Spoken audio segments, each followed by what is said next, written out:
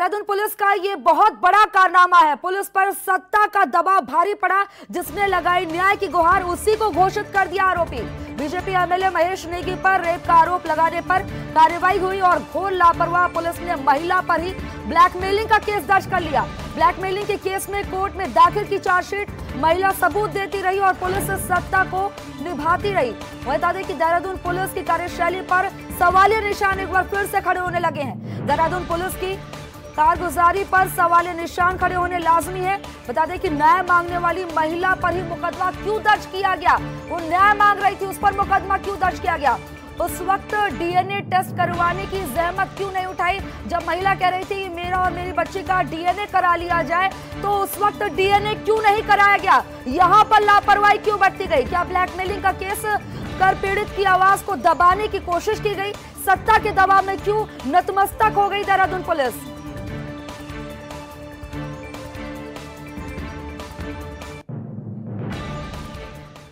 और इसी मामले पर ऑनलाइन टीवी के कुछ सवाल हैं जो हम सत्ता से करेंगे, पुलिस से करेंगे।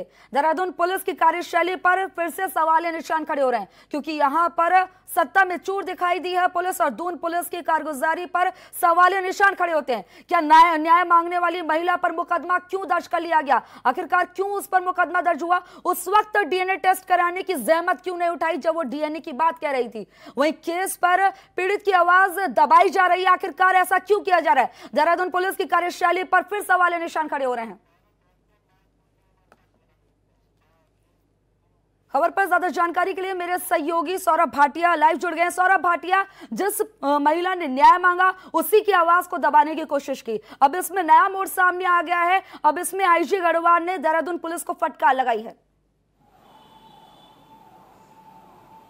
बिल्कुल, देखिए जिस तरीके से महिला के द्वारा जो एक तहरीर दी गई थी, जिसके बाद जो है पुलिस ने कोई कार्रवाई नहीं की, लेकिन जब कोर्ट के हस्तक्षेप के बाद पुलिस ने कार्रवाई की तो पुलिस को कार्रवाई मजबूरन करनी पड़ी। इस बात को नकारा नहीं जा सकता है। लगातार महिला जो है न्याय की गुहार लगा रही है, उसको जो है हाईकोर्ट तक जाना पड़ा। ऐसे में पुलिस को खुद जो है सोचने की जरूरत है कि आखिरकार कोई महिला जो है अगर जो है इस तरीके का कोई आरोप लगाती है तो उसकी निष्पक्ष जांच हो सके। इस मामले को लेकर पुलिस ने तेजी जरूर दिखाई और वहीं महिला के खिलाफ जो है 386, 389 में जो है चार्जशीट दाखिल भी कर दी। लेकिन इस मामले में नया मोड़ उस समय आया जब आईजी गढ़वाल ने इस पूरे मामले का संज्ञान लिया और पूरे मामले को जो है वापस लेने की बात की। ये जरूर कहा गया कि जो चार्जशीट पुलिस ने दाखिल किया उसको वापस लेने के लिए वो कोर्ट में जो दरख्वास्त भी करने जा रहे हैं। इसके साथ ही जो दोनों जांचें हैं वो पौड़ी शिफ्ट की जाएंगी, जिससे जो है महिला को न्याय मिल सके और जो इस पूरे मामले की निष्पक्ष जांच हो सके। कांग्रेस की प्रवक्ता भी हमारे साथ मौजूद है। लगातार जो है कांग्रेस पूरे मामले को लेकर सवाल खड़े कर रही थी कि आखिरकार जब जो है महिला ने गुहार लगाई तो क्यों जो उसको न्याय नहीं मिला।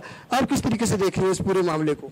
देखिए, मैं इसको सरकार की किरकिरी के रूप में देख रही हूँ। निश्चित तौर पर जो क्रेडिबिलिटी है कहीं ना कहीं उससे खत्म होती है। जिस तरह का स्टेप बार बार पुलिस प्रशासन की ओर से लिया जा रहा है, पहले चार्जशीट दाखिल की जा रही है, फिर वापस ली जा रही है। मुख्यमंत्री खुद गृह मंत्री भी हैं इस प्रदेश के, उनके अंडर में पुलिस प्रशासन आता है। तो जो मुस्तैदी इस पूरे प्रकरण पर दिखनी चाहिए थी पहले दिन से, वो देखने को नहीं मिली। हीला हवाली इतनी कोताही बरती गई और पुलिस के तो रवैये पर, निष्पक्षता पर पहले दिन से प्रश्न चिन्ह लगा हुआ है। वो संदेह के घेरे में है। पीड़िता की एक ही मांग है कि उसकी बच्ची का डीएनए जांच कराई जाए और उसका मिलान महेश नेगी के साथ की जाए। इतनी छोटी सी डिमांड है। उत्तराखंड की जनता भी आतुर है जानने के लिए कि आखिर कल्प्रिट है कौन। लेकिन आप इस मामले को लगातार लंबा खींच रहे हैं ताकि आप चाह रहे हैं कि जनता के मानस पटल से यह हट जाए और आप चुपके से इसको रफा दफा कर सकें।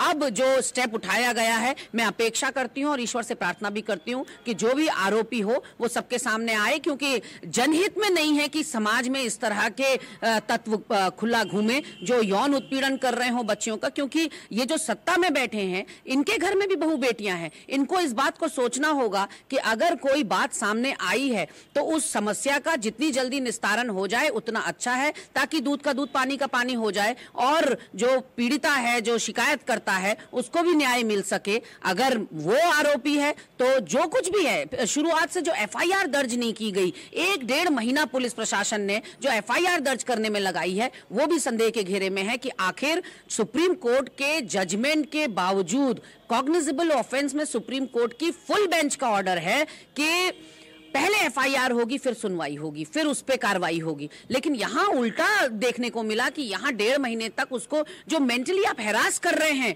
उस महिला को, जिस दौर से वो गुजर रही है, उसका खामियाजा कौन भुगतेगा, उसका कौन उसको चुकाएगा उसका मोल। पुलिस की कार्रवाई को किस तरीके से देख रहे हैं? क्या पुलिस जो है पॉलिटिकल दबाव में काम कर रही है? निश्चित तौर पर पहले दिन से, और मैं लगातार इस बात को सोशल मीडिया पर भी उठाती आई हूं कि पुलिस प्रशासन का पूरा रवैया, न केवल इस प्रकरण में, 1 साल पहले जो संजय कुमार का प्रकरण हुआ था उसमें कई लोग आरोपी भाजपा संगठन के थे। उसमें जो महानगर अध्यक्ष उस समय थे विनय गोयल, वो भी आरोपी बनाए गए थे महिला की तरफ से, संजय कुमार आरोपी बनाए गए थे, लेकिन किसी पर भी कोई दंडनात्मक कार्रवाई नहीं हुई। संरक्षण देने का काम भाजपा कर रही है लगातार। और अब ये बुद्धिजीवी जनता को सोचना होगा उत्तराखंड की कि ऐसे लोगों को चुनकर क्या जनप्रतिनिधि बनाकर विधानसभा में भेजा जाना चाहिए? क्या ये लोग इस लायक हैं कि वो हमारे जनप्रतिनिधि बने? क्योंकि जनप्रतिनिधि का तो जो आचरण है वो मॉडल होना चाहिए, वो सबके लिए प्रेरणादायक होना चाहिए, वो युवा पीढ़ी के लिए प्रेरणादायक होना चाहिए। अगर हम इस तरह का एग्जाम्पल उदाहरण रखेंगे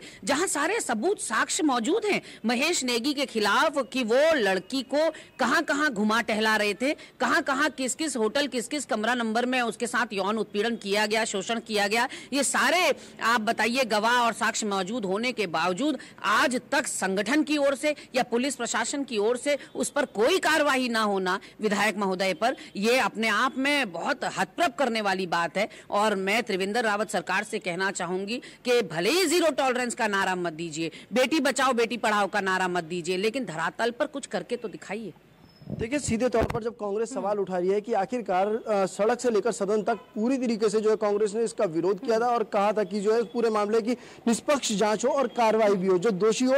ऐसे में पुलिस को जो है कठोर कार्रवाई करने की जरूरत थी। लेकिन अब ये जरूर आरोप भी लग रहा है कि पुलिस जो पॉलिटिकल दबाव में काम कर रही है। पुलिस ऐसा लगा सत्ता के दबाव में नतमस्तक नजर आई और ऐसा क्यों किया, क्यों जो है समान कार्रवाई नहीं की, इसीलिए जो है देहरादून पुलिस पर सवाल निशान खड़े हो रहे हैं। सौरभ भाटिया, खबर पर जानकारी देने के लिए आपका बहुत बहुत शुक्रिया।